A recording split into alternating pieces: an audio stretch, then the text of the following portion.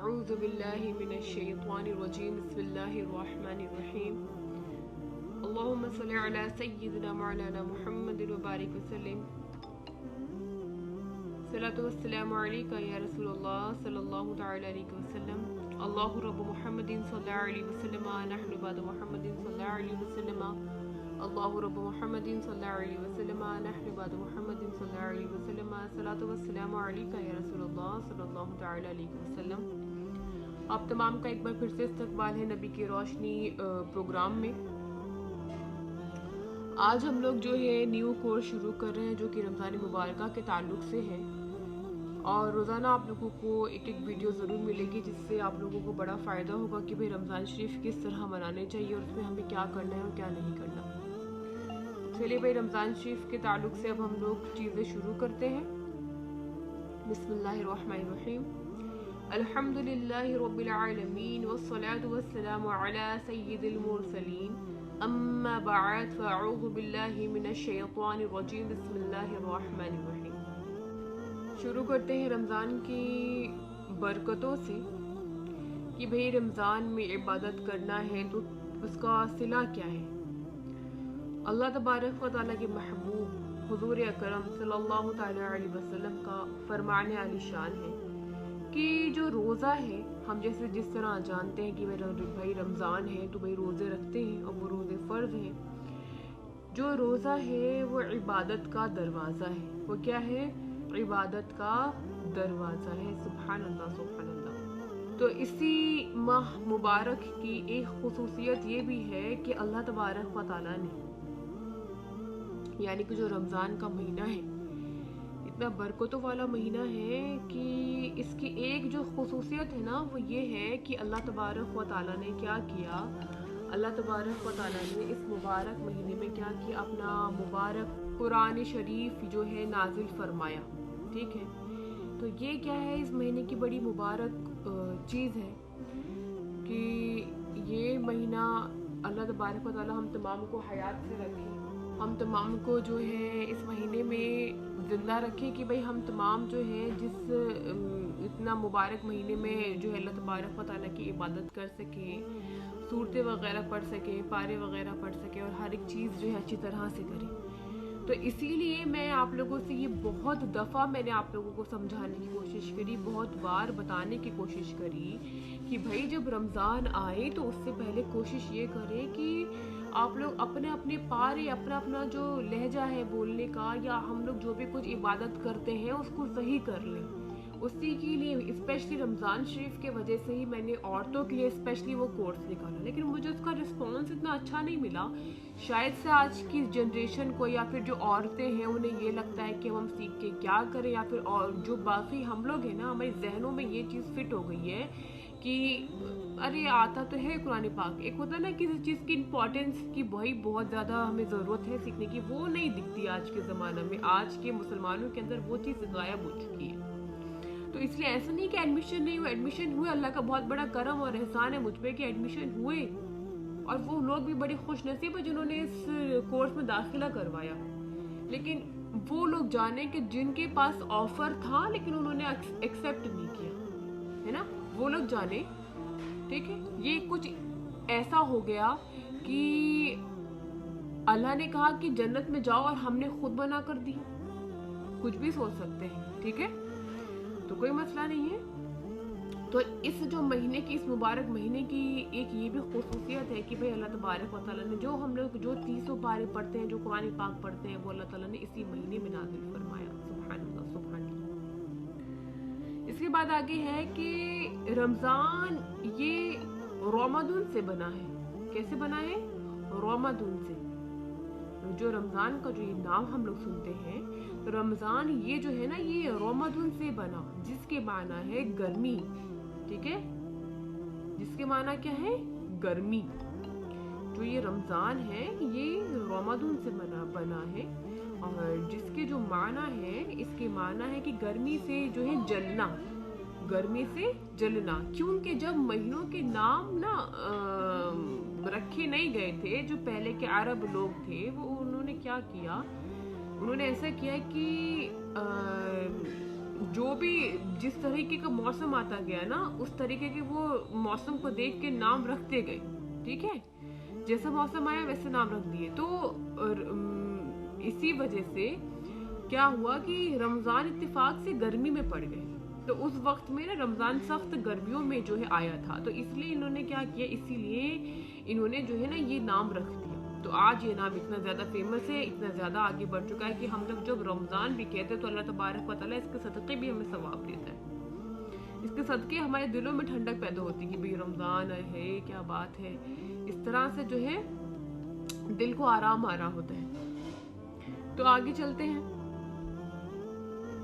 آگے بتایا جا رہا ہے کہ حضرت مفتی احمد یار خان, تو حضرت مفتی احمد یار خان رحمۃ اللہ علیہ فرماتے ہیں, کیا فرماتے ہیں کہ بعض مفسرین رحمۃ اللہ تعالی علیہ نے فرمایا کہ جب مہینوں کے نام رکھے گئے تو جس موسم میں جو مہینہ تھا اسی سے اس کا نام ہوا. جو مہینہ گرمی میں تھا اسے رمضان کہہ دیا گیا, اور جو موسم بہار میں تھا اسے ربیع الاول, اور جو مہینہ سردی میں تھا اسے کیا کہہ دیا گیا, جمادی الاولیٰ کہہ دیا گیا. تو جس طرح کے موسم آتے جاتے تھے اس زمانہ کے عرب جو ہیں ان کا نام رکھتے رہتے تھے.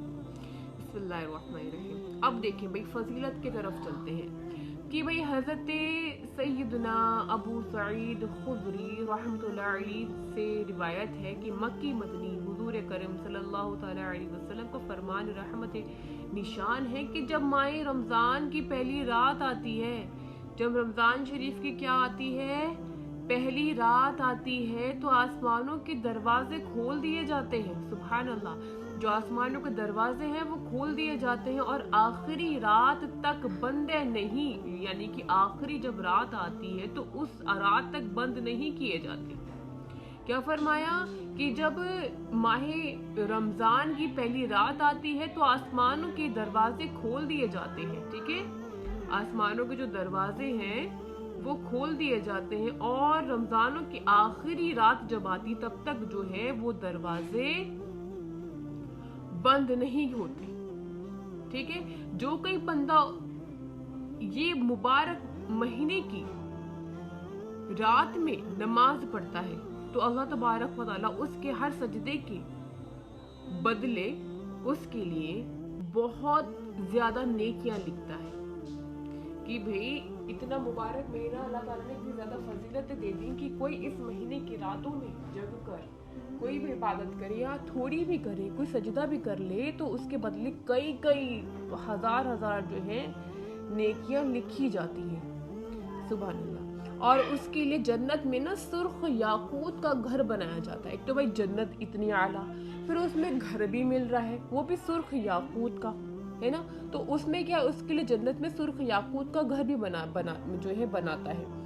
بس جو کوئی ماہ رمضان کا پہلا روزہ رکھتا ہے, پہلا روزہ ہوتا ہے جس میں لوگ بھیا کبھی ایسا ہوتا ہے, دیکھیں آج کل کیا ہے نا, لوگوں کے دماغوں میں یہ اور سیٹ ہے کہ بھئی سحری نہیں کری تو روزہ نہیں, سحری نہیں کری تو روزہ ہی رکھیں گے ہم. بتاؤ بہن, پورے دن ہمیں بھوکا رہنا پڑتا ہے, کیسے کریں گے ہم. حالانکہ سحری کرنا بہت اچھی بات ہے, لیکن ایسا نہیں ہے کہ کسی وجہ سے آپ سحری میں نہیں اٹھ پائیں تو آپ فرض روزہ چھوڑ دیں گی. ٹھیک ہے, ایسا ہرگز نہیں ہے. تو آپ کو کیا کرنا ہے کہ جو سحری ہے کوشش یہ کرے کہ سحری ضرور کرے, کیونکہ سحری میں ایک لقمہ کھانے کا بہت ثواب ہے. لیکن اگر کسی وجہ سے آنکھ نہیں کھل پائی اور سحری کا ٹائم نکل گیا, پھر آپ کی فجر میں آنکھ کھلی, تو ایسا نہیں ہے کہ آپ فرض روزہ چھوڑ دیں گے.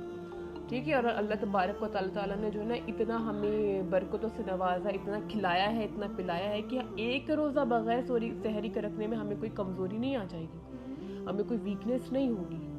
ٹھیک ہے, تو کیا کرنا ہے ہمیں, ایسا کبھی نہیں کرنا. تو اللہ تبارک و تعالیٰ کیا فرما رہا ہے کہ جنت میں سرخ یاقوت کا گھر بھی بنائے گا. بس جو کوئی ماہ رمضان کا پہلا روزہ رکھتا ہے تو اس کے سابقہ گناہ معاف کر دیے جاتے ہیں, اور اس کے لیے صبح سے شام تک 70,000 فرشتے دعائیں مغفرت کرتے رہتے ہیں.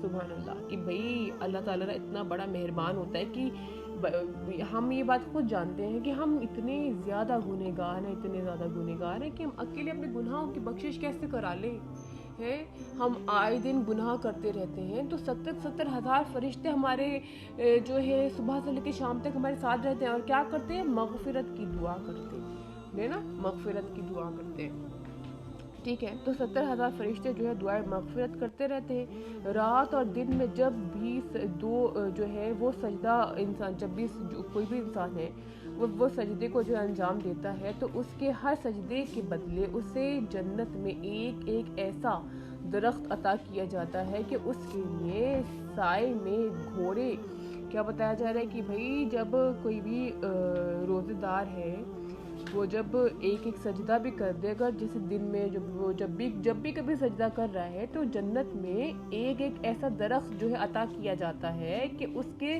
جو ہے نا سائے میں جو گھوڑے ہوتے ہیں، ہے نا، گھوڑے، جو گھوڑا سوار ہے وہ 500 برس تک چلتا رہے، یعنی کہ 500 برس تک، مطلب اگر وہ سفر طے کر رہا ہے نا، تو وہ اس درخت سے باہر نہیں نکل پائے گا، اس درخت کے سائے سے باہر نہیں نکل پائے گا۔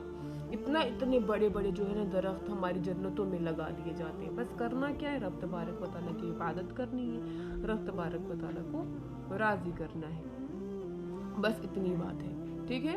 اب آگے کی طرف چلتے ہیں۔ آگے کی طرف کیا فرمایا جا رہا ہے کہ حضرت سیدنا جابر بن عبداللہ رضی اللہ تعالیٰ عنہ سے روایت ہے کہ رحمت للعالمین صلی اللہ تعالیٰ علیہ وسلم کا فرمانے ذی شان ہے کہ میری امت کو ماہ رمضان میں 5 چیزیں ایسی عطا کی گئی جو مجھ سے پہلے نبیوں کو نہیں ملی۔ حضور اکرم صلی اللہ تعالیٰ علیہ وسلم کیا ارشاد فرما رہے ہیں کہ اللہ تبارک و تعالیٰ نے ایسی 5 چیزیں اس امت کو دی ہے کہ اس سے پہلے کسی اور نبی کو نہیں دی، ٹھیک ہے، کہ میری امت کو ماہ رمضان میں 5 چیزیں ایسی عطا کی گئیں جو مجھ سے پہلے کسی بھی نبی کو نہ ملی۔ کیا تھی؟ پہلی چیز کیا کہ جب رمضان المبارک کی پہلی رات ہوتی ہے تو اللہ تبارک و تعالیٰ ان کی طرف رحمت کی نظر فرماتا ہے، سبحان اللہ، کہ بھائی جب رمضان مبارک کی جب پہلی رات ہوتی ہے تو اللہ تبارک و تعالیٰ ان کی طرف رحمت کی نظر فرماتا ہے، اور جس کی طرف اللہ تبارک و تعالیٰ کی نظر رحمت ہو گئی، یعنی کہ اللہ تبارک و تعالیٰ جس کی طرف نظر رحمت فرمائے تو اس سے کبھی بھی جو ہے عذاب نہ دے گا، اسے کبھی بھی عذاب نہ دے گا، پہلی چیز، ٹھیک ہے۔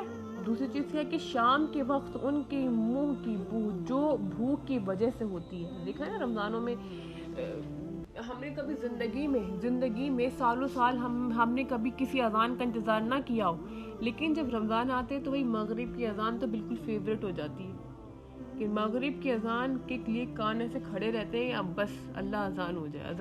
تو اللہ تبارک و تعالیٰ کیا ارشاد فرما رہا ہے، اور حضور اکرم صلی اللہ علیہ وسلم کیا بتا رہے ہیں کہ شام کے وقت ان کے جو منہ کی بو ہوتی ہے، جو بھوک کی وجہ سے ہوتی ہے، تو اللہ تبارک و تعالیٰ کے نزدیک مشک کی خوشبو سے بھی بہتر ہے۔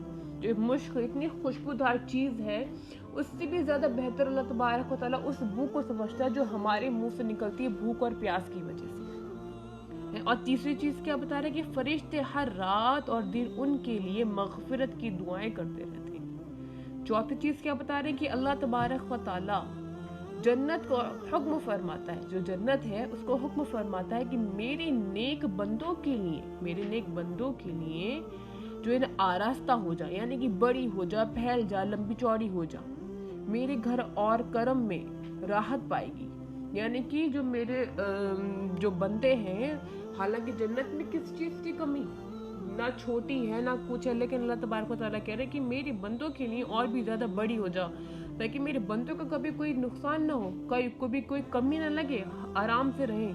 یہ اللہ تبارک و تعالیٰ ارشاد فرما رہا ہے۔ اور 5ویں چیز کیا بتا رہا ہے؟ اب 5ویں چیز یہ بتائی جا رہی ہے کہ جب ماہ رمضان کی آخری رات آتی ہے تو اللہ تبارک و تعالیٰ سب کی مغفرت فرما دیتا ہے۔ قوم میں سے ایک شخص نے جو ہے نا کھڑے ہو کر عرض کی، یا رسول اللہ صلی اللہ تعالیٰ علیہ وسلم، کیا وہ لیلۃ القدر ہے؟ ارشاد فرمایا، نہیں۔ کیا تم نہیں دیکھتے کہ جو ہے مزدور جب اپنے کاموں سے فارغ ہو جاتے ہیں تو انہیں اجرت دی جاتی۔ کہنے کا مقصد کیا ہے کہ بھائی ہم نے پورا ایک مہینہ ہم نے لگاتار اللہ تبارک و تعالیٰ کی عبادت کری، روزے رکھے، ہر ایک چیز کری، بھوکے پیاسے رہے. پھر بھائی ایک ہوتا ہے نا کہ جب مزدور ہوتا ہے خوب اپنا جب کام کر لیتا ہے تو اس کو سیلری دیتے ہیں، ویسے ہی وہ ہمارے لیے وہ رات ہوتی ہے کہ جو ہم نے پوری مہینے کیا ہوتا ہے نا، اس مہینے کا انعام اللہ تبارک و تعالیٰ ہمیں اس رات میں دے رہا ہوتا ہے. تو یہ جو ہیں یہ ایسی 5 چیزیں تھی جو اللہ تبارک و تعالیٰ نے خصوصاً جو ہے نا امت محمدیہ کو عطا فرمائی. اور حضور اکرم صلی اللہ علیہ وسلم نے خود بھی ارشاد فرمایا کہ اس سے پہلے یہ چیزیں کسی اور نبی کو نہ ملی. تو آج جو ہے اتنا ہی ہم لوگ کریں گے کہ جتنی بھی ہم نے چیزیں سیکھی ہیں اللہ تبارک و تعالیٰ ہم تمام کو تمام گناہوں سے جو ہے پاک رکھے. اور اسی طرح آپ لوگ چینل کے ساتھ بنے رہیے، دعا میں یاد رکھیے گا. السلام علیکم ورحمۃ اللہ وبرکاتہ.